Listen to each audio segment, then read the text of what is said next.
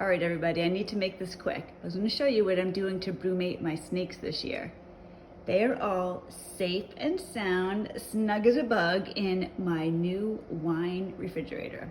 So my boyfriend and I have had trouble brumating the snakes at his house because he doesn't have a basement.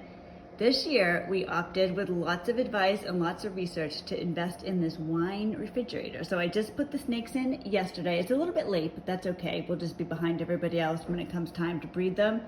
But here we go. I'll let you know how it goes. Wish me luck.